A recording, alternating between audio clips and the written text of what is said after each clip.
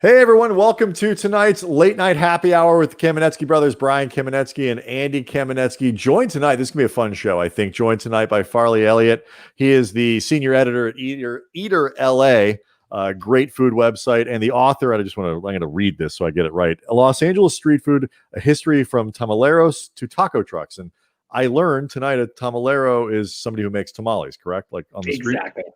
Exactly. Yeah. So there used to be, and I'll dive right into it as the guy who put the book together. Our original travel logs from the city of Los Angeles, dating back before they even completed the railroad. People would come back when it was a smaller, dustier pueblo, and they would talk about how they didn't believe that there were any indoor dining restaurants in the city of Los Angeles because you'd make it to the center of town and it was just tamale men selling on the corners and basically everywhere you looked. And so that's, we talk about street food in Los Angeles as a core to the way that we eat in a county of 10 million people. We're on par with, I would argue, just about any other food city in the world when it comes to street dining.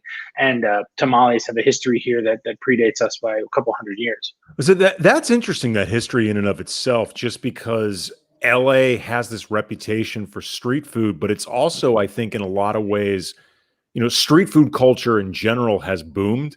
But there's been a lot of attention on LA street food in a way that I think a lot of people might feel like that boom comes from like a fairly new phenomenon and may not be aware of just how prevalent this was in the first place.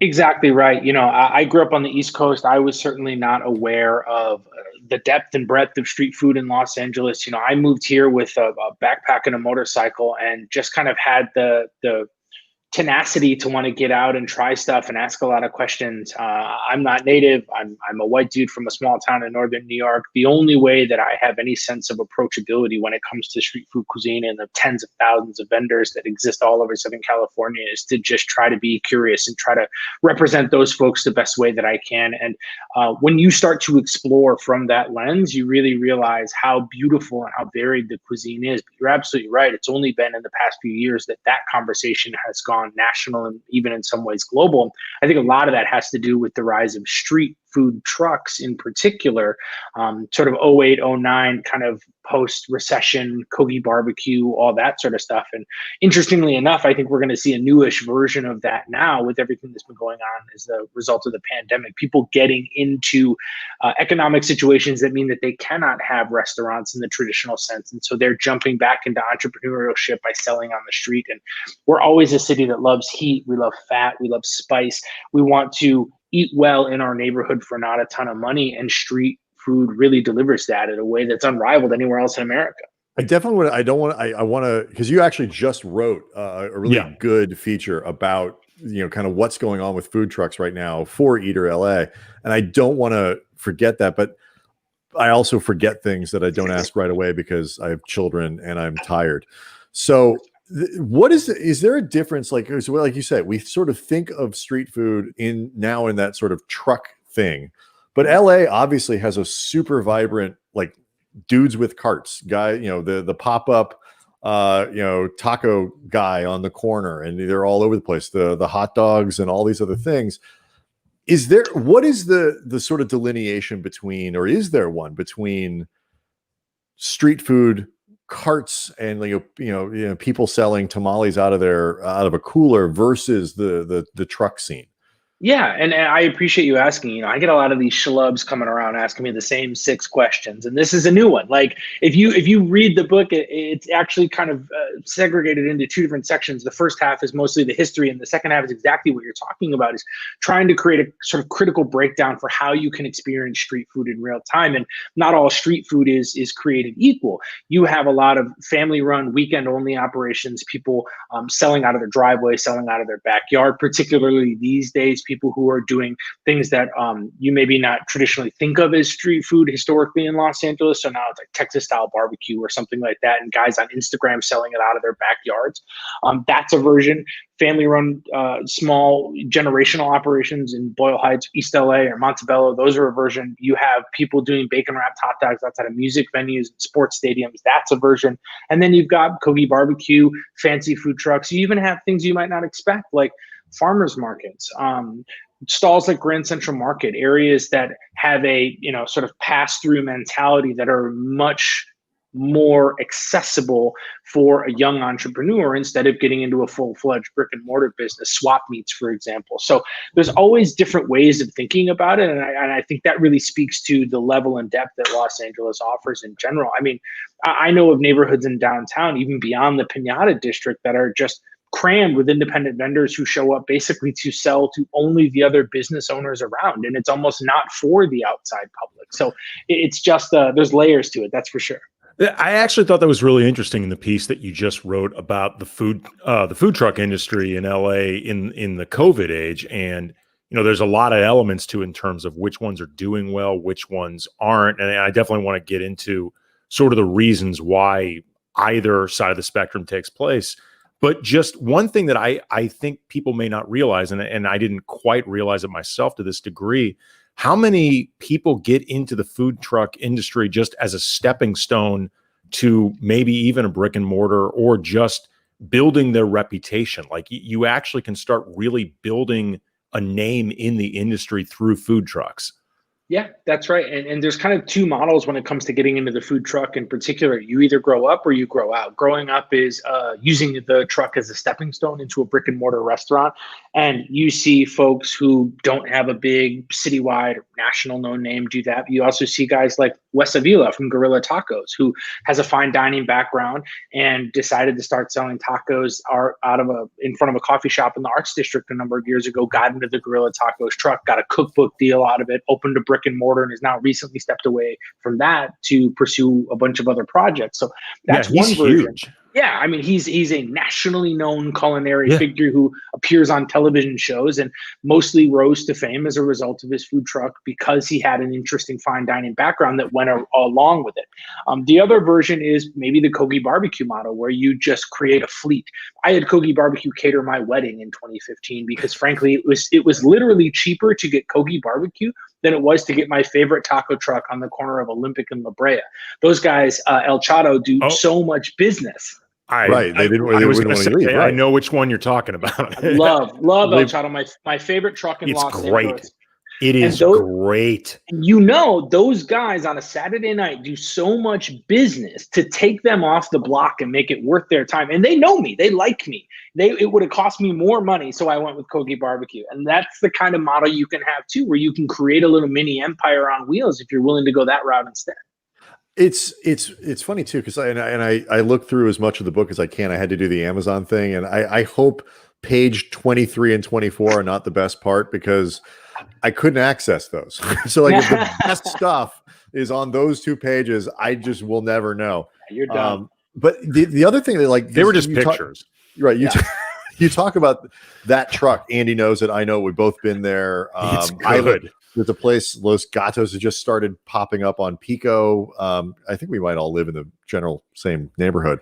Like you find places. There's a place, I don't know what they are. They operate in front of the Smart and Final on Pico around Hoover that I would want to stop at every single time on the way home from Staples Center because they have the best pastor I've had in the city. Yep. Whatever that's worth. But where I am is mostly Mexican. It's tacos. It's, occasional carts of something else. It's, some you might see Salvadorian and pupusas, something like that. But generally it's mostly Mexican street stuff, which is phenomenal. How much variety is there? Like if I go to San Gabriel Valley, if I go to places where it's mostly Asian restaurants and stuff, am I going to find Asian street food there? Like, how does this work? Well, a few different points. I feel really stupid even asking. I've been in LA long enough that I should know the answer to that question. You're I feel stupid watching you ask. Oh, shut up. You don't know it either.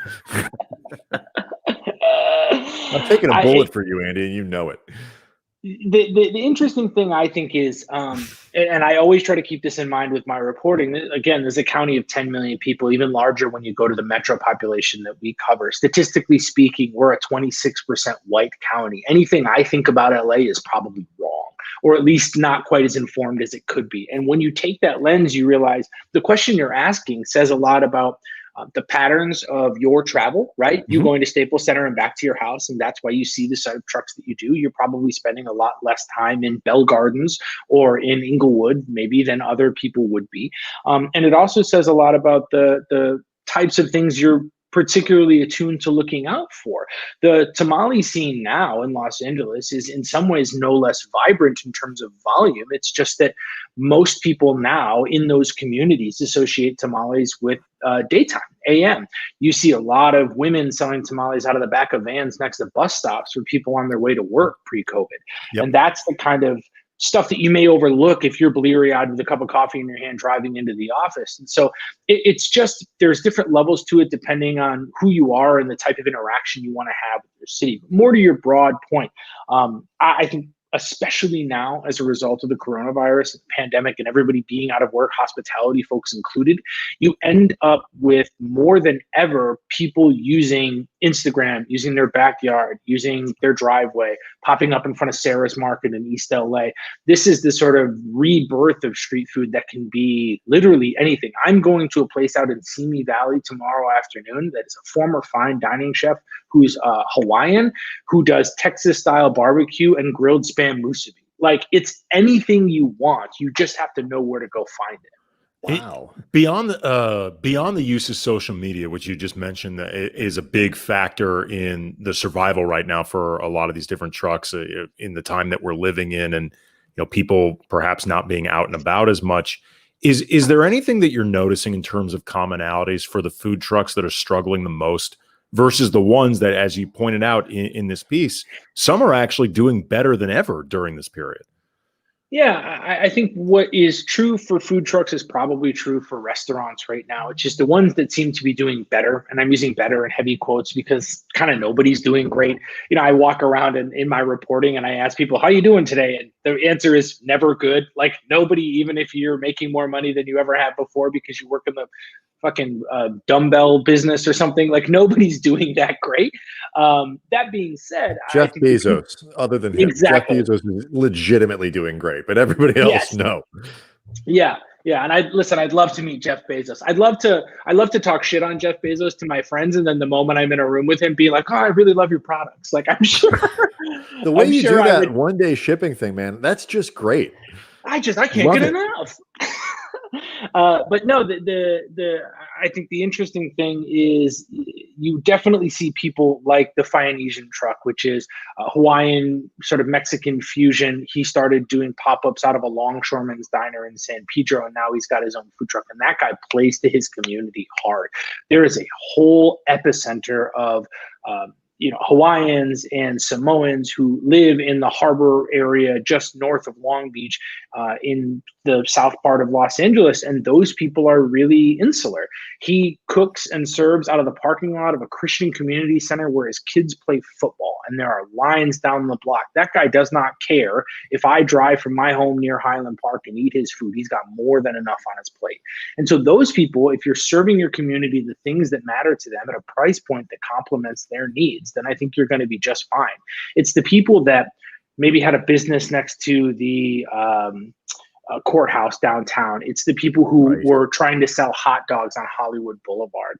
It's the folks who maybe have a great product, but they're out in Van Nuys or Northridge and beyond their local community. They just don't have the kind of social media know-how or whatever other kind of reach to make that product more widely available to people. Those are the folks that are really struggling. Yeah, it's funny. I just saw an article about how Jerry's Deli in Studio City, that's been on Ventura for like 4 decades or something. 1978, yeah. Yeah, it's closing, and it's what I found really sad about that, beyond just seeing somebody's business go under, and obviously you think about people's jobs and stuff, is, I mean, if I'm being totally frank, the food at Jerry's has never been I've great. always objected to even calling Jerry's a deli. Right. I mean, it's not, I don't think it's awful, but it's not great by any stretch. But it has a lot of history. It has a lot of culture. Andy Kaufman, when he was on Taxi, used to be a busboy there, keeping that job while he was a working actor. I think if keeping himself grounded and probably fucking with people, if we're being honest. I mean, it's the sort of thing that he would love doing in the first place. But like, it's a place that people and families would go to just for being there. Like, it's a gathering spot, and you lose degrees of culture in this city, even when the food itself isn't the culture, when places start going under. Like on the flip side, I was happy to see that felt like almost kind of out of nowhere that Swingers is actually going to reopen on Beverly. Like they found some investors, and because that's another place where actually I think the food is really good, but it's another place that's been around for a while and it has a culture and a personality. And I've been worried for a while about LA losing a lot of its culture in general. And the idea of a Jerry's, that space just becoming, maybe like another Subway and Starbucks. No offense to either one of those places, but that's kind of depressing. Yeah, I completely agree. And I go back to my previous statement. The truth is Jerry's doesn't mean really much of anything to me either, just from a diner's perspective. But the fact that it matters to so many other people, the fact that Swingers matters to so many other people kind of proves that I'm wrong, and that these places do have a sense, they have a culture, they're a touchstone for a community. And that kind of stuff, I think, really resonates in a way that is timeless.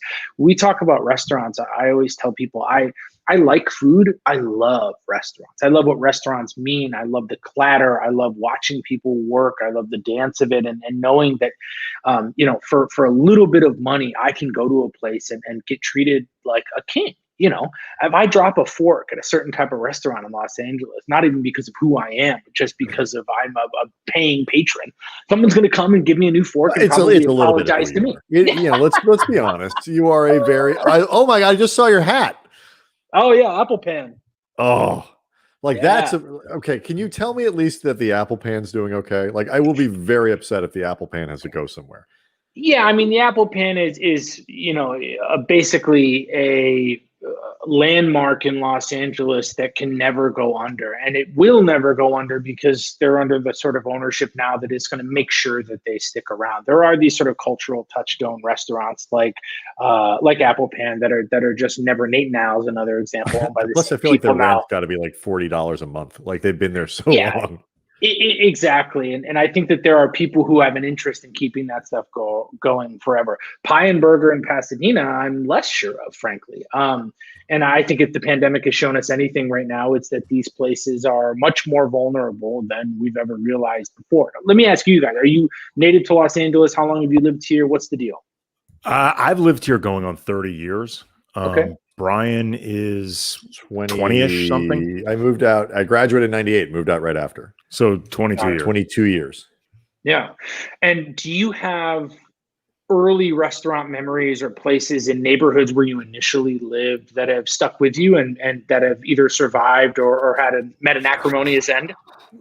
This is funny. Like I'll let Andy go. I've lived. The one thing I kind of regret about my time in LA is that I haven't lived in a lot of different places. I try to go places. I try to, get out of my neighborhood, but I have lived in the same general place. When I moved to LA, Andy and I shared a place in the Fairfax district. My next apartment that I moved in with my eventually wife was in West Hollywood. Little brag. From there, we moved to Mid-City. And now we live, right on the border of Mid-City and West Adams. And so it's, it's slightly different. You see things but I haven't, it's not like I've lived, in Echo Park for a couple of years and on the West, like Santa Monica for a couple of years and Pasadena. It's the same general vicinity. And so, I mean, there are a lot of little places, a lot of the Chinese places that my wife and I used to love keep going away. So we stopped going to them because we thought we were bad luck. God, I'm trying to remember the names of. I'll tell you one place that I miss, and I loved the pizza there, but again, it also is a lot of it is just memories and like it's built up. There was Damiano's. Yes, on Fairfax. Used to be on Fairfax. That place, it was one of the first pizza places that I'm not going to say discovered because everybody knew about it, but it was a discovery for me when I was in college and first started like exploring Hollywood, going out, like it was a place where you ultimately end up a lot at, 3 a.m. And then for a while I was bartending. And especially when Brian and I were living in the Fairfax area, you get done with a shift at 3 a.m, you're hungry. And Damiano's is one of the only places that I could actually go to eat something that wasn't just awful. I mean, it was maybe bad for me at 4 a.m, Sure. but it actually was good food, Yeah. and like I enjoyed it. And, I actually thought the pizza there was really good, but that, I know as it was getting closer to eventually shutting down, I had friends who thought that the quality of it had gone down, whatever. But like it was a hang, and it was like it was something that people of my age range living in LA at that time, and people who'd lived there longer, everybody knew about it. And I feel like places like that are the ones that I miss the most. I mean, honestly, I have felt more, I guess, nostalgia or noticing loss with bars that have closed in LA than restaurants. I mean, a lot of the places that, growing up were like my playground, especially like in the Hollywood area, Smalls, Lava Lounge, I mean, Formosa was gone. And then I like how you just referred to these places as your playground. They were my playground, dude. I'm just saying, like that's a very, pickup artist. Yeah. Oh my God. No. Well, I mean, here's the thing. Like when back when Andy needed a playground, that's where he used to. Who the hell do you think you are? It was. It was my playground. No, it was a playground. I didn't. No, it was a playground. I didn't say I was a playboy. I said no, but I'm going to mock you for using the idea of those being your playground. It was my playground. I'm not apologizing. Free for and anything. easy line. Show him the long hair picture. I mean, I will. You want to see the long hair picture, Farley? Yeah. I'd love to see the long beard picture if you've got one, the ZZ Top. No, but look at that. That's back when Andy needed a playground. Look at that. Oh my God. That guy. You tell me a guy like that. Now picture that at the Lava Lounge and tell me that man's inside a playground. I mean, I didn't want to brag too much, but yeah, that guy needed a playground. Come on, man. You tell me that guy in Hollywood didn't need a playground? Give me a break. Yeah, no, you're absolutely right. And to be honest with you, I think the bar scene we try to cover it as much as we can, but I think they're in really dire straits, even compared to restaurants. There is little pathway forward for them to reopen anytime soon, and even less in terms of federal financial intervention. I drove by the Powerhouse. Remember Powerhouse in Hollywood? Yes. Hollywood and Highland, classic, stinky little single-story building. It is still there, correct? Yeah, but it's boarded up, and who knows? You think of the Woods in Hollywood, or the Dime on Fairfax. Yeah, exactly. Well, the Dime used to be the Dime was a couple incarnations. Dime was before that place we used to go to a lot, because we used to live in the Fairfax district. That was walkable. Right. Yeah. I mean that place has been a few things. I thought Coach and Horses was already gone. It's been gone a while, but those are the type of places, though. Right. I see what you're saying. That I have nostalgia for. I mean, even as somebody, frankly, getting too old to be on the bar scene, like you still recognize it. Like you recognize, I think, even more as you get older, what they meant to the character of the city. Like before, when you're in your 20s, they just represent alcohol and meeting women and being with friends. Like that's it. Right. But you start to realize, like, all the important parts of a playground. Yes, all parts of the play. They were the attraction of the playground. But then as you get older, you realize, what? That playground had a little bit of history, a little bit of character. Like, a lot of spots like that. How common is it in LA, do you think, for people to get out of their neighborhoods? So, like, even I don't know where things are in Santa Monica. Like, I don't, I can get into, Culver City. I used to work in Culver City, so I know. But like again, we're not talking about way out of the area. Like I've always regretted that I don't know more places. I did some stuff covering LAFC up, where they were practicing. So that got me into a few places that I hadn't been before for lunch. I'd always stop and eat somewhere. But there's so much food in this city that I haven't eaten. I mean, you do this for a living. How hard is it to get, to really make a commitment to finding these places, when you have to live your life? Yeah, I mean, the commitment is there. It's just the volume is truly untenable. I've been to my first year in Los Angeles. I went to 125 street food stands, and I used to have a Google map, and I put little pins down on places I'd been and things I wanted to try, and passing that around from friends and then friends of friends was how I ended up kind of initially getting into this business in the first place. And even now, at that volume and the rate that I've been able to achieve, I'm probably say 600 to 800 different street food operations. I'm going to another one tomorrow in a guy's backyard. Like, the ultimate reality is that I'm maybe 1/10, 1/15 of all the street food operations in Los Angeles operating in any given month. Like, it's just impossible. And so what I really have to focus on is less about trying every restaurant, because I'm not anonymous. I'm not a food critic. My job is not to say, oh, the green beans are bad. My job is to go and tell the stories that represent restaurants and the people who run those places and the people who dine there. So I don't thankfully need to go and eat at every single place, but I am perennially curious, and I am always looking for that next neighborhood, that next restaurant, and that next story to tell. So it's a challenge, but it's one that I really welcome. Podcasts are my friend. I spend a lot of time in traffic just cruising around trying to figure it out. Now, when did you arrive? I moved to Los Angeles in 2007. I went to Cal Poly San Luis Obispo up on the Central Coast. I'm originally from a super, super small town all the way up on the Canadian border, the northern tip of New York State. So I'm the first person in my family to go to college. All of that stuff was brand spanking new. My town's about 400 people. My family, I'm one of 6 kids. They're literally all lumberjacks in the Adirondacks. Like my dad is the guy with the leather strap and cleats and a chainsaw, the whole deal. And I'm the only one who doesn't do it. So I managed to make it to California. And so every step of this experience has been new for me. And I'm just really thankful to get to grow with this city, and thankful more specifically that I get to grow with the food scene here because of how much it's changed in the past 12, 14 years. Well, 2 things. One, can you swing an axe?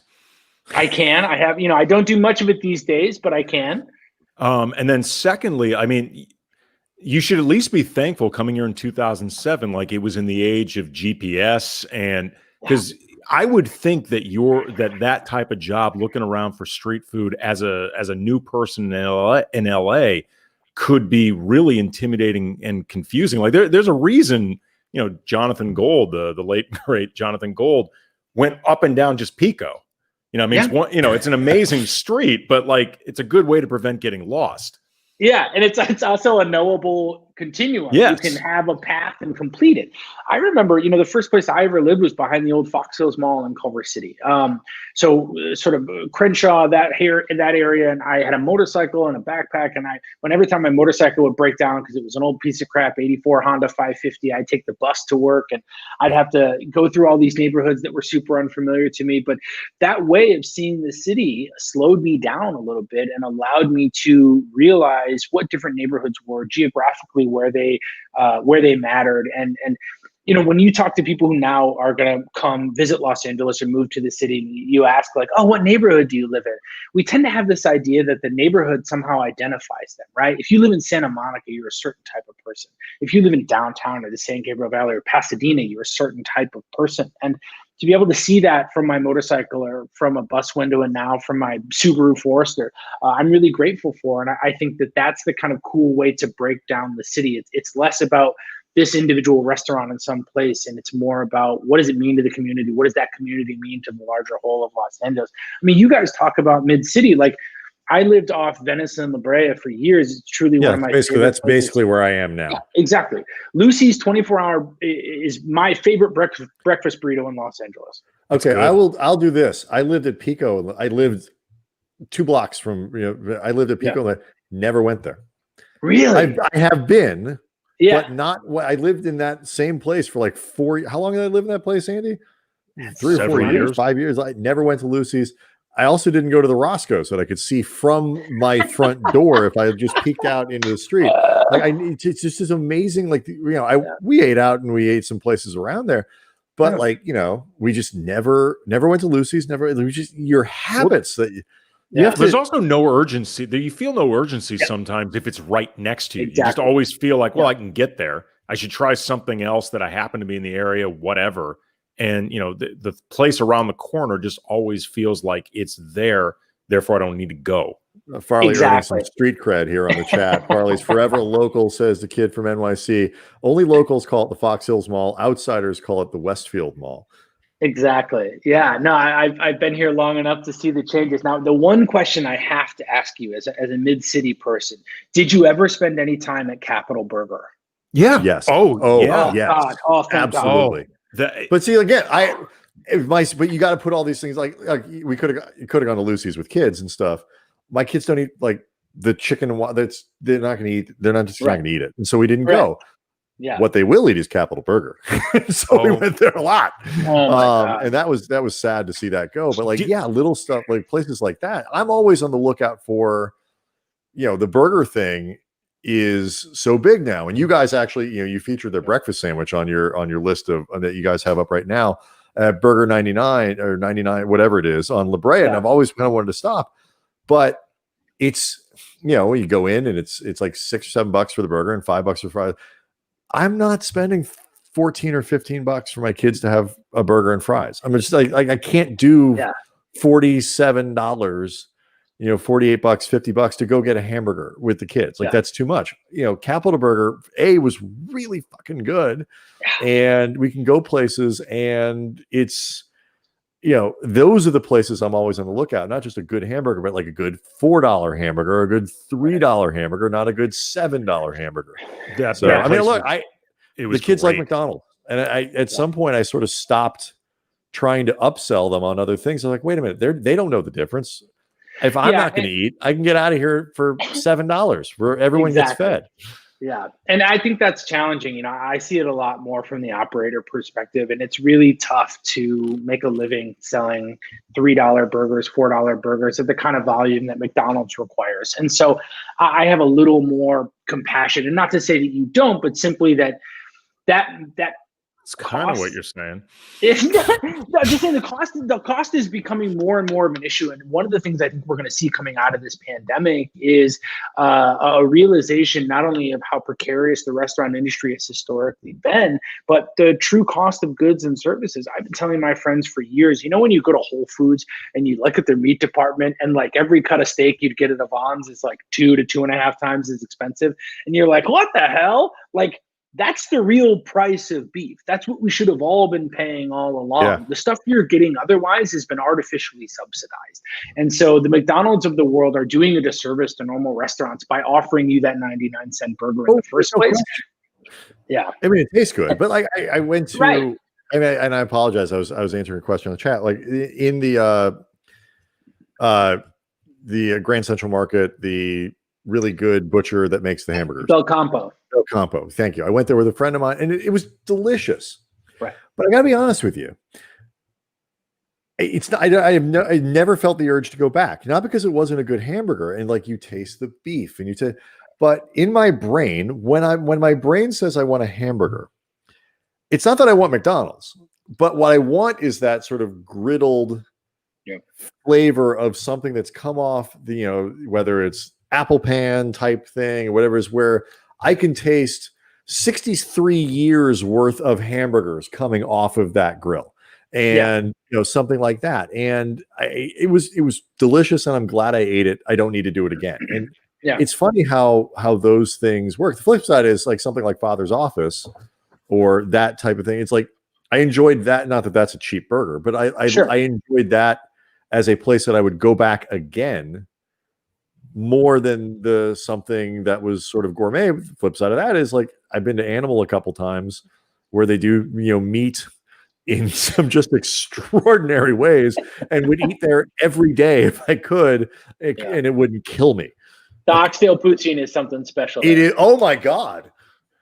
Really, that's a potential Mount Rushmore meal, like dish in LA. It is that good. I have been trying, by the way. I found it in an old text, and for whatever reason, it's not cooperating with the downloading process. But we were talking about Capital Burgers on Pico that closed. It was just this little stand that had been there forever.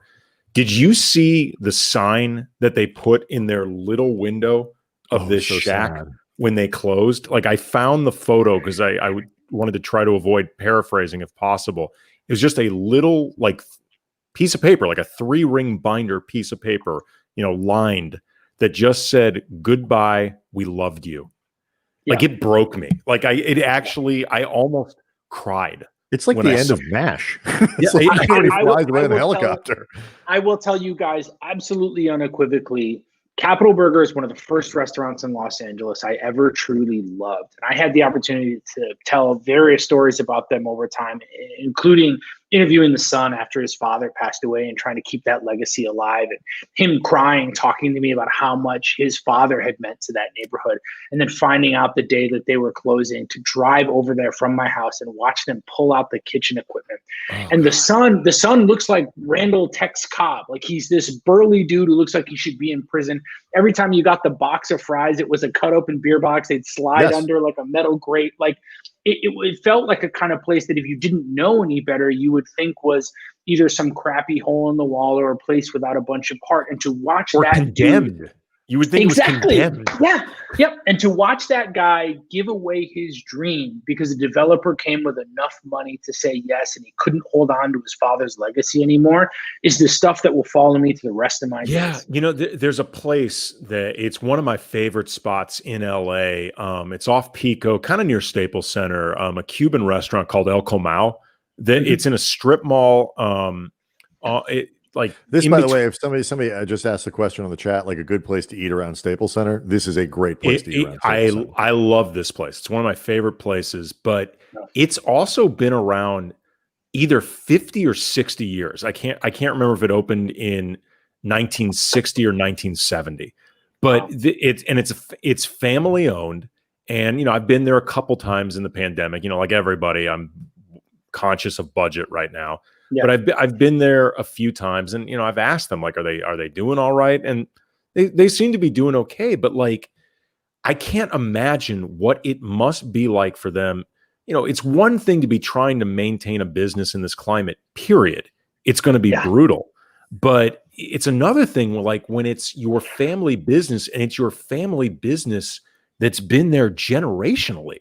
Like, I mean, the amount of pressure has to be brutal right now. Yeah. Yeah. And I know people that I've talked to that are leaving the industry entirely, or going to try to recreate their version of the industry in some other town that's close to where they're from. And that's going to be the short-term loss of this whole thing. Eventually, hopefully, we are on the other side of some level of this pandemic, and you're going to start to see the grassroots grow again. You're going to see the return of street food, the return of relatively inexpensive leases, maybe the places that were the busy spots, the Abbott Kinneys of the world out in Venice. Those are no longer the hot spots, at least when it comes to dining, and we reset our expectations. People down in Cerritos are getting all the great food. People in, Windsor Hills are getting all the great food, or Northridge or something. And I think that's the possibility that I'm the most excited for. But this is one of the things that I think is fascinating about LA, is particularly when you get into different types of different cultural, areas, different ethnic foods, and all these kinds of things. Like, the quality of stuff that you can find in some really random places is. I remember Andy and I did a feature on which former USC running back, I forget who it was, a bunch of years ago. White. It was, I think it was Charles White. No, it wasn't, but it doesn't matter. He lived way out, in somewhere like the way deep East Valley, like, 45 minutes at least from where we were. You wouldn't had us meet him at this sushi restaurant, and we're like, okay, we'll go wherever you want, and all that stuff. But we're very low expectations for the quality of the sushi that we're about to get in the super deep. It was one of the best places I've been. Yeah. The sushi was delicious. There's a place that is in Thai Town that's it's a little cash only place. I hope it's still there. It's a little cash only place. You go in, and the pho there is spectacular. And like the woman makes the sauces and stuff that you put in, like these little things. And so when you do stop, if you find yourself in another neighborhood and can just randomly stop at what looks like a little mom and pop type place, there's a chance that the quality of the food could be as good as something you would spend 25, 30, 40 bucks on if you sat down on Abbott Kinney or Sunset, or, closer to the places where I've lived most of my time in LA. Yeah. You're absolutely right. And frankly, to give you a little bit of a ray of sunshine, those places have a real opportunity to make it through this pandemic simply because their economics are completely different. If you look at the old school places in Chinatown, a lot of the families there were smart enough to buy the building that they're in. They now, and have probably for years, run the entire operation just as a family themselves. The husband and wife cooking in the back, sons running dishes, whatever.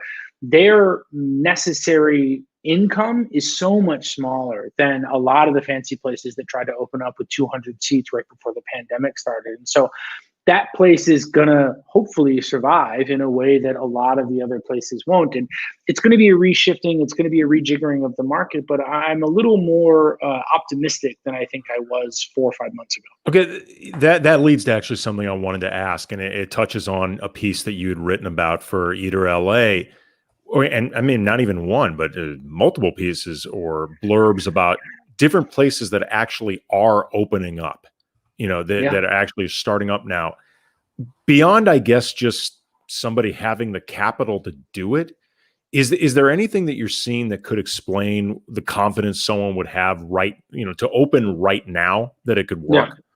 Some of it's the inertia of it. When you're talking about the restaurant that you see open or recently open in your neighborhood, people don't really realize that that's often a 2 or 2.5 year project, if not more. Bottega Louie. Yeah, Bottega Louie in downtown Los Angeles. You guys know the big tall ceilings, marble everywhere. They are one of the top 10 highest grossing independent restaurants in America. They just print money, especially as they came on board with the rise of the regeneration of downtown.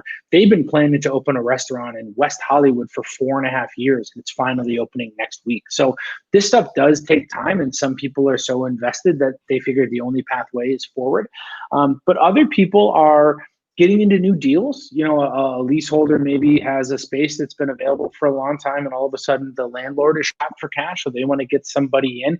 You look at Petit Peso, Ria Barbosa, really fantastic chef. She worked at Squirrel for a long time, Canale, a lot of other prominent places. They were supposed to open as a tiny 400 square foot Filipino takeaway spot for dinner, but because of the pandemic, they realized that, people didn't really want the sort of late night food that they were offering. And so they switched to a more casual model. They shifted their hours, and now they're doing lumpia and sisig and all the sort of basic staples and getting back to their original roots. And that's enabled them to open during the pandemic and be relatively successful, even as they had to shut their doors for certain days because of problems in downtown or civil unrest and all that sort of stuff. There are ways to make it through this sort of thing. And not only that, to be a great neighborhood community member and to continue to feed the people who matter the most, you just have to be a lot more strategic. This is this is a really interesting question from the kid in NYC. Your thoughts on Yelp's impact on the food business? Because this is a really controversial topic, I think. Yeah. So there is absolutely no denying that Yelp is the greatest restaurant database the world has ever known. And in that sense, the ability for me to go to some place that I'm unfamiliar with, whether it's a neighborhood on the outskirts of Los Angeles or Indianapolis, Indiana, and to look up a type of food or to just put in dinner and find something that appeals to me, fantastic. The problem comes when, one, you trust the star rating on Yelp to give you an accurate sense of the place. And I'll give you an example. John and Vinny's, the old Damiano's place on Fairfax there. Yeah. John and Vinny's, within their first 12 to 14 months, had a kitchen fire that put them out for about 2 weeks at that location. And when I was writing, quick news blog, early sort of days, putting up a story about this kitchen fire at the hotly anticipated John and Vinny's, I happened to click over to their Yelp page, and on that day of the kitchen fire, there were 2 one-star Yelp reviews from people who showed up with a reservation and were turned away because the building was on fire. Now, if that one-star Yelp review counts the same as a 5-star review, then it means the whole system's fucked. So I think if you can throw out the star system, you're doing a little bit better. The other half of the equation for Yelp that you hear from on the operator side is that they're essentially a pay-for-play scheme, and Yelp doesn't like to say that, and they refute that, but here's the way the model works. Anybody can create a page for your restaurant on Yelp just by deciding that they want to leave a review. But those reviews are not all created equal. Yelp's algorithm can decide which reviews they choose to highlight or not highlight. And if you look at any Yelp page at the bottom, it'll say non-starred reviews, and you can click through, or reviews we didn't trust, or whatever the language they use now is. And so what Yelp will do oftentimes is hide those highly starred reviews to drag down your rating, and then they will physically call you and say, hey, we'd love to help you out. Why don't you advertise with us on Yelp? And I guarantee your rating will go up. And they boost those reviews out of the gray, and before you know it, you've got a bigger star system. Nice little restaurant you got there. Shame if something bad happened to it. Exactly. And the restaurant can't do anything about it. The platform doesn't belong to the restaurant. They have no control over whether or not the restaurant's even listed. You know what it is? It's a restaurant version of the way DJs in radio stations used to be able to hold labels hostage. And, if you wanted to have something be a hit, you needed to pay off these DJs to make sure they were playing it. It's the same basic concept. Media. Like, hey, Jeannie Buss, you want something nice written? You might want to, Well, okay, remember, there was, for the last couple of years. That, by the way, is not true. No, it's not true. But like the last few years, largely, if not exclusively, among Laker fans, there's been this conspiracy that Steve Ballmer, the owner of the Clippers, has been just paying off, parts of his billions upon billions of dollars towards different members of the local and national media, paying them off to talk about the Clippers positively and say great things about them, talking them up as a contender, and that all of us have been on Steve Ballmer's payroll. A, I don't believe it's true. But B, if it is true, I am insulted that Steve Ballmer didn't even attempt to bribe me. I mean, I'm not saying I would have taken it, but it's nice to be asked. Like, I would like the opportunity. What does it say about me if he doesn't even think I'm important enough to bribe? If Andy and I are being paid off by Steve Ballmer, we are the shittiest negotiators that you can find in this city. Because, I mean, I am fortunate, I'm first world problems through the pandemic, not complaining. I am not getting paid off by, if I was being paid by Steve Ballmer, I'd be living larger than I'm living. You know how you could tell if I was getting paid off by restaurants to write stories about them? You wouldn't hear from me. I wouldn't exist. I would be on a beach somewhere. That's how you would know. Yeah. Remember that story I told about how, I'm not taking the kids for, what amounts to, $17 burger and fries. I am if I'm on Steve Ballmer's payroll. Absolutely. So, I mean, that's why all I would spend. I would spend my money on travel, food, and probably shoes. I really like shoes. I got a soft spot for shoes. But that's about it. What else? I mean, I'm not a car guy. I'm good. Yeah, it's fine. Can we go back to burgers for a minute? Of course. Can I ask, where did you guys grow up? St. Louis. Okay, so you have a pretty robust burger culture in St. Louis. Are you aware of, like, before you moved here, were you aware of how much burgers matter to Los Angeles? No, I didn't even. It took years before I even got the impression that they did with the sort of the burger renaissance, the umami burgers, and because to that point, it was mostly, it was Capital Burger, it was Tom's 1 through 193. It was, Ham's number 3 on Pico, right? Right. It was whatever you find downtown, Tommy Burgers, and all that stuff. In and Out, for people, and that was one of the other questions earlier up there about whether or not we should all agree that In and Out is overrated. We've had Gustavo Arellano on a couple times, and just you can either in or out comes up in any kind of sentence. You can just get him going really quick on it. Then I didn't feel like burger culture was a thing until 7 or 8 years ago.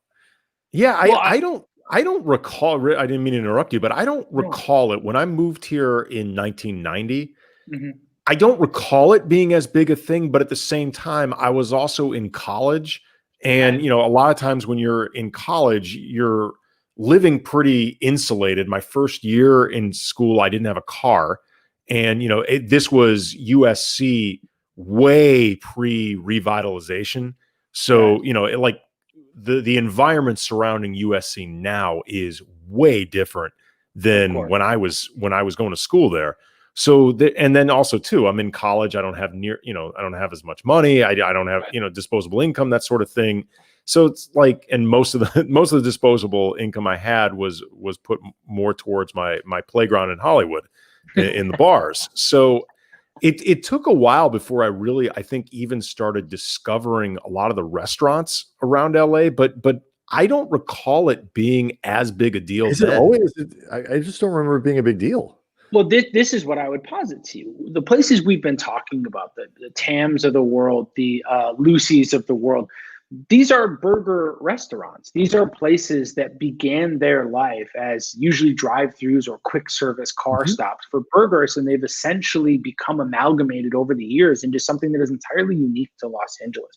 I wrote a story about this a couple of years ago. We now kind of label them fast food diners, the place that does, like Burgers 99, it might have a breakfast sandwich on the menu. It's definitely got a burrito on the menu. They might have old Greek staples like gyros, gyro fries left over on the menu, but they have burgers as their backbone. And these places are relatively unique to Southern California. You don't go to many other parts of America and find a Tam's #3 that does a version of literally everything from a milkshake to chili to burger to breakfast burrito to carne asada on down. And so the reason, just like you talk about driving from Staples Center down Pico and only seeing a certain type of street food, the reason you may miss that stuff is because it's so thickly woven into our city. 1948, the Snyder founding family from In-N-Out created the two-way speaker box to allow for the modern drive-thru. That's how deep Southern California's burger roots go. You know what I mean? And I think that once you have the interconnecting of the state highway systems, once you have commodity beef and the flooding out into the suburban markets in the 50s and 60s, you start to see In-N-Out, which started out in Baldwin Park, become a massive success because people wanted inexpensive food. Talk about a $3 burger and driving out of downtown. We are the place. The cheeseburger was invented in Pasadena. There's a plaque by my house commemorating it that sits in front of a bank. Hold on for a second, because we mentioned we were from St. Louis. Yeah. My favorite thing to do when I'm in the mood to troll my wife, which is probably more often than it should be, because husband should do those things. It's just not worth it. Is to talk about all the foods that we invented in St. Louis, because as she likes to say, we invented everything. But there's according to the sort of legend, we invented the ice cream cone, we invented the hamburger, I think we may have invented the hot dog. We basically invented everything, including the stuff we actually did invent, like gooey butter cake and toasted ravioli, Provel cheese or whatever. But everything. It all came out of the 1904 World's Fair, which is apparently a great place for food and tremendous racism if you go look it up. It's like the most racist World's Fair ever. But the food was good. Small price to pay for great food. For inventing the hamburger. Do we know for sure? Because I don't think that they invented the hamburger in St. Louis. Right. I think Lewis is the cheeseburger in Pasadena, or is that just making shit up? I'm okay with it because it's but right. The reality is a lot of it is these sort of spurious claims. Who knows? Some of it has been lost to time. People have tried various forms to figure it out. Even if you look at Philippe's and Cole's and who invented the French dip. I was going to ask you. We have two restaurants in LA that argue about who invented the French dip. Exactly. So it's a little bit of just the fun of the whole thing. But I do think it speaks the fact that I'm within a mile of a plaque on the ground that says that, we invented the cheeseburger. I do think speaks to the kind of nature of the intensity of love for burgers. Which place? Is it still there? No, it's no longer there. It was called the not the the Right Spot or something like that. It's on Colorado Boulevard, sort of between Pasadena and Eagle Rock. And, they say that on this date in 1927, some kid decided to put a slice of cheese on a burger. So who knows? But I have a great story that if you'll give me 90 seconds of your time, I think kind of speaks to this. Show goes until we hit the off button. It's fine. So for years, there used to be this place down at Florence and Normandy in South LA called Art's Famous Chili Dog. And Art had moved out from the Midwest and claimed to have invented the chili dog. Same thing. I'm sure it was invented in St. Louis, right? But he moves to the West Coast and says, this is my invention. And his real tweak on it was that he used a caseless hot dog. So it didn't have that snap specifically because he wanted the chili to kind of meld and put the bun and hot dog and cheese all kind of together. And so what happens is this guy moves out in the 1920s, and he finds that the neighborhood he's in is like orange groves and aerospace engineers or whatever working for the Hughes family. And all of a sudden, the neighborhood starts to change with the interstate highway system and the flooding out of people into suburban markets. And then you've got the black migration from the South into Los Angeles, and you get redlining. And so all of a sudden, South LA over the 50s, 60s, 70s starts to look pretty dramatically different as the city begins to leave that entire community behind. Arts is still there, and Art Elkin continues to believe that he invented the chili dog. Up into the 80s, into 1990, he dies. And his family is trying to keep the legacy going. And a couple of years after that, you have the LA riots. And, this city is at a racial flashpoint and on the verge of burning down. And if you guys remember, famous video footage of the truck driver, Reginald Denny, getting pulled out of that truck on live television. If you go watch that video footage, it happens in front of Art's Chili Dog. It's in the frame. The family sells it a couple years later to a guy who grew up going to the high school next door, married his high school sweetheart, and runs up until relatively recently a drug rehabilitation clinic in South LA. Now, unfortunately, Arts closed last year, but for years, even between the 1990s and 2019, people in that community knew that, you don't mess with Arts. Whatever happens, this is the place that matters to this community. And as we continue to try to draw in resources from the city that left us behind, Arts is a place that we can point to as something that has historical resonance. It's like I was going to say it's like the Drew League in South Central. Exactly. It's the exact same concept. And the ultimate point being, whether or not the hot dog is any good at Arts doesn't matter at all. It's everything but. Whether or not the basketball at the Drew League is the best basketball you've ever seen doesn't matter at all. It's about everything but. We got a couple questions I want to make sure we get to from the chat. First, an interesting question when we were talking about street food. Is there such a place or such a thing as street sushi?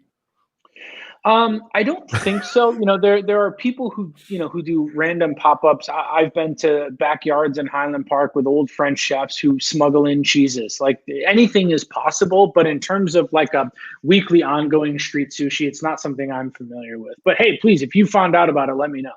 That seems, I'm a pretty liberal. Again, my wife makes fun of me. Like, I see a shack somewhere with smoke coming out of it. I'm like, I bet that place is really good.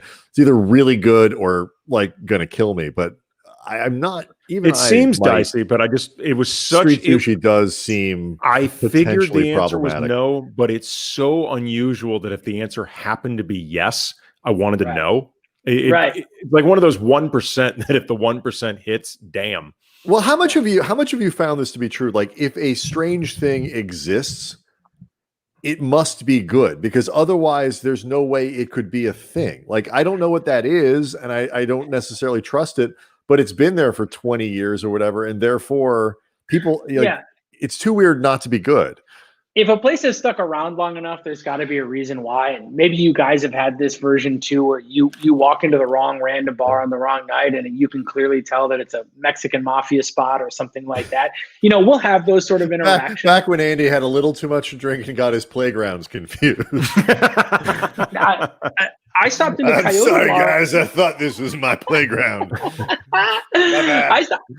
Carry on. I stopped in the Scorpion bar a few times on Pico Boulevard, and that place was like not for me. So I think that there is. I think a little weirdness goes a long way, but there's probably, if it's been around 20 years, a reason it exists for sure. The coffee spot, our friend we need to answer this question. Mirren Fader, our friend at Bleacher Report. Yeah, well, she needs a good coffee spot, and preferably a new one.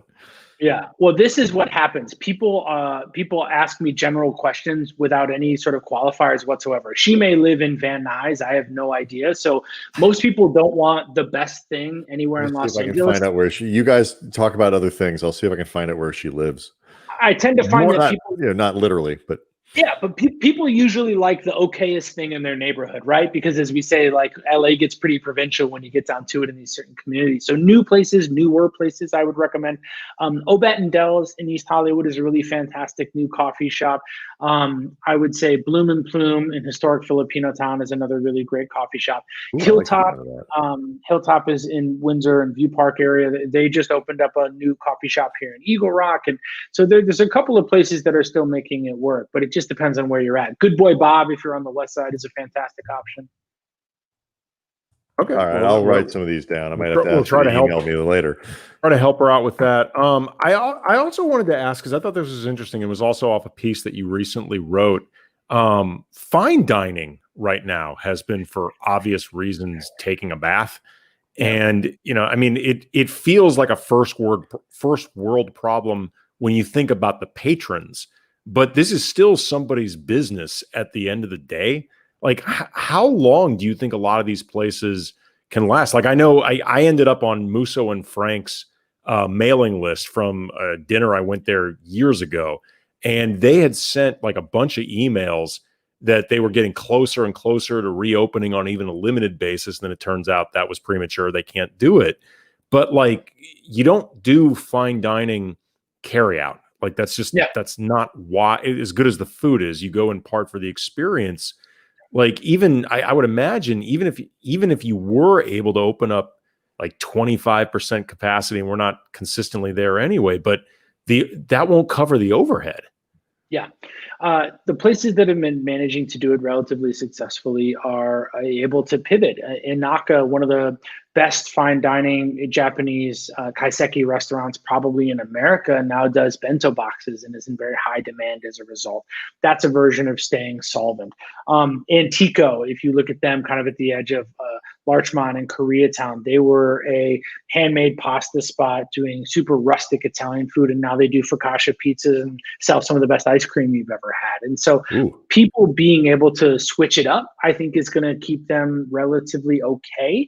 But the other folks, the dialogues, 18 seats, 600 square feet, 22 courses, that sort of stuff has a limited shelf life. And to be perfectly honest with you, I think there's a market for it in Los Angeles. And if we want to sort of be seen on the larger world culinary stage, that's what the world asks of us. But the reality is, it's not how the majority of us want to dine, care to dine, or should be dining. There is so much good food in your immediate communities. Eat in your local strip malls. These are the kind of places that are going to keep you fed for way cheaper. And you don't even have to worry about the other stuff. Mid-City it was where we need the coffee shop. So before we're done, just let me know. Here's an interesting question from Granted LA, and I think he's being serious with this. Is it true there's a pastrami mafia in LA? Like, don't they have to get approval to make pastrami in LA? That's not quite true, but I will say that most of the favorite places that you think of for pastrami come from the Giamella family, and those people do provision. That's awesome. Provisions. Yeah, I mean the Giamella family is historic to Los Angeles. They make the pastrami for Langer's. They make the pastramis for a lot of particular places. So it's not to say you can't make your own pastrami, but you'd be better off going to Giamella's. To your knowledge, they don't have people killed. To your knowledge. No, thankfully RC Provisions doesn't need to do that. Their food is good enough. Like, have you ever heard anybody from the Giamella family say, "Leave the gun, take the pastrami"? Like anything like that? I just want to see an old 50s Cadillac and a couple of guys stuffing somebody rolled up into a carpet in the back over some pastrami's gone wrong. I love the idea of you need to get the okay from the Giamellas for your pastrami. That is amazing. Yeah. I would say Matt Giamella will give you a call if you're doing this sort of volume of pastrami around Los Angeles to draw his attention. Like, I mean, like, do you have to give him a tribute? Like, now you sound like you're trying to be like Lando in Cloud City, staying under the radar of the Empire. Like, we're a small operation, so we've managed to stay out of the Empire. It's like Exactly. For coffee shops in Mid-City, really quickly, you should try Neighborhood, which is literally 2 doors down or right next door to Burgers 99 on La Brea. That's a really great option. Okay. It's new-ish, maybe year and a half old. Oh, you know what? And there is a place on West Adams that I've been meaning to try. I cannot remember the name. Highly likely is right over there. Adam's Coffee Shop is right Adam's over there. Coffee Shop. That's what it is. All right. Thank you. You got it, Mirren. I'll put that out there. I'll see if she heard it. But otherwise, speaking of the pastrami, before we let you go in a bit, before the pastrami mafia, it had been a bad time, the last decade or so for delis anyway. My God, they must be, as an industry, they must be getting crushed, because I assume you've seen that documentary Deli Man.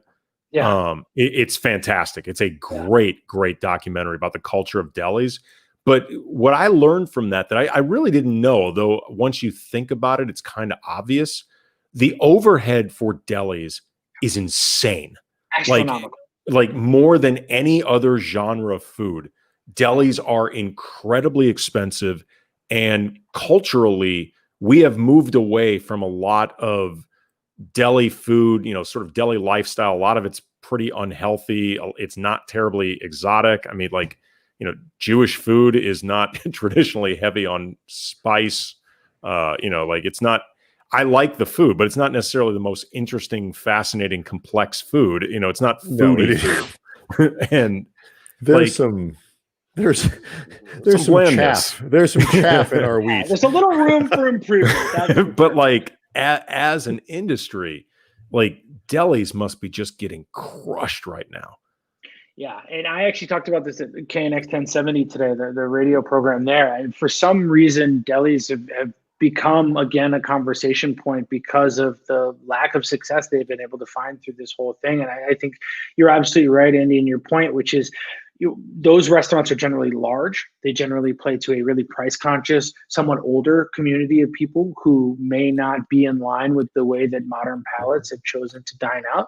And they don't really have the ability to swing to delivery and takeout as easily. The sort of stuff you like going to a diner for, especially if it's Cantor's 24 hours, is just not translatable through a Postmates app. And so when you drill down into expensive protein heavy foods that don't necessarily have the ability to translate to delivery and takeout, I think they're all in peril. The good news is there are a ton of other options.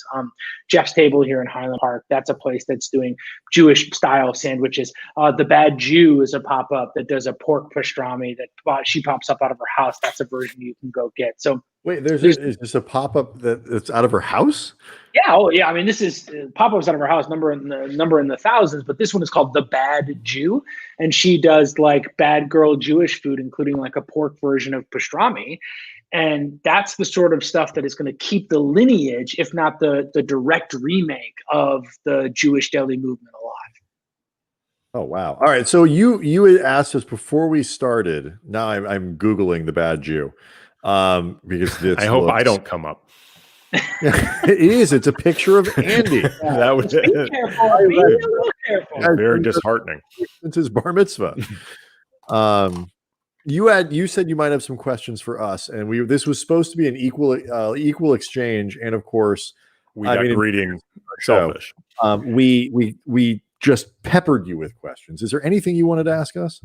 Well, no, I mostly, when I talk to people about food, and I always love doing stuff like this, I want to know what people's culinary backgrounds are. What's the sort of stuff you grew up eating in St. Louis.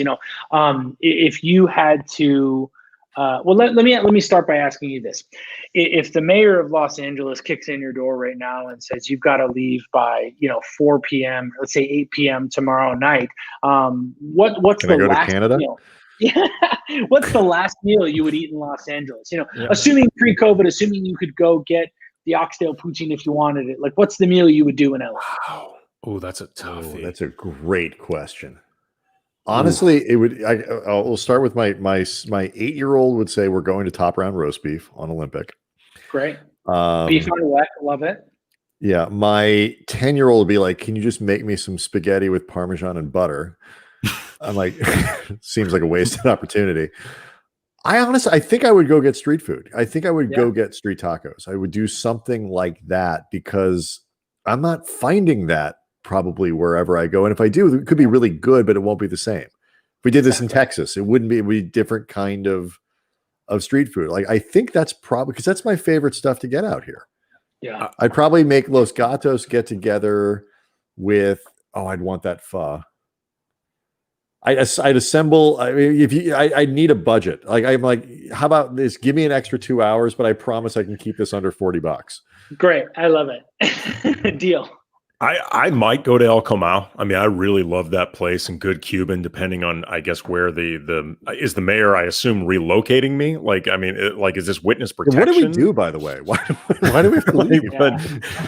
I mean, I think I would like to go there one more time just because I really enjoy it. I would definitely be looking for some type of ramen before I took off. Some type of taco. Like, and probably what is it called? Actually, it's La Brea and Pico. Leo's. I might be looking for Leo's. Leo's is really good. My kids, we drive by that 100 times, a month, just because it's literally on the way home. Okay, and they always get mad because Leo's has a better line than the other place. I feel sad for the other place. I would want to go to a place that I really like, and also they've been so incredibly nice to us and our family whenever they visit. It's called Della Terra. Yes, on Beverly. It's I guess it would be like Italian. Italian, a little bit of Mediterranean. I guess it's fantastic food, and they may be the single nicest people that own a restaurant in LA. Also, Brian, what is the name of that Armenian place that we would always go on those when we'd have those business meetings in Glendale? They'd always take us to. Roars. Yeah. The place is amazing. It is some of the best Mediterranean food, like Mediterranean. I'll find it. More importantly, you're a person who's Amalfi or something. I'll find it. You've eaten at a lot of places. I mean, you've eaten. What is your answer to this question? Well, my answer is going to bore you simply because of the conversation we've already had. I will tell you straight up, I would eat at El Chato. The Al Pastor quesadilla from El Chato Taco Truck at Olympic and La Brea is my probably single favorite dish in all of Los Angeles. With that thick, smoky chipotle salsa, man, it is so, so good. And it's not the most quote unquote authentic. Tacos Leo earned a lot of buzz early on because they were bringing that Mexico City style of the Al Pastor trompo, and the guy shaves it off with the pineapple and all that sort of stuff. Chato's not that. But the way that place has come to define my time in Los Angeles, and the flavor profile that I can get from that is truly unmatched anywhere else. There are other great restaurants, Bestia, Bavel, the Republiques of the world. There are spots that I think are fantastic, but it's got to be one. It's got to be El Chato. Adana is the place we were thinking of. Yes. On San Fernando. That place is delicious. It's really good. Let me tell you, if you're getting kicked out, it's also a great place because they give you an insane amount of food. Like if you're going to be on the road for a while, wherever you're getting relocated. I've always wanted those kinds of constructions, like gun to your head. You have to choose between this taco or that one. Like, why would that happen? Like, what are the circumstances where somebody's really going to put a gun to my head and actually make me make that choice? It's a very extreme way to get from one place to another. Yeah, I think particularly during these pandemic times, I've found that the mayor's office doesn't like me very much because I ask a lot of questions about like his al fresco program and why like street food vendors, which number in the thousands, are not able to get permitting to serve on sidewalks, but restaurants can get no cost permitting and an expedited process to go serve food outside. The mayor, if he showed up at my door, that would probably be the thing I imagine he wanted to drag me out into the street over. Wow. It's just hard. I mean, there's so much, and I agree with you. When you consider how important these places that just every, like I said, I don't even think they have a name. They're just the guy who makes tacos at the corner of Hoover and Pico every night. And, you start to see the line kind of goes around the corner a little bit, and that makes you want to stop. Like, it's good. The locals, these are people who live in that neighborhood. They're there.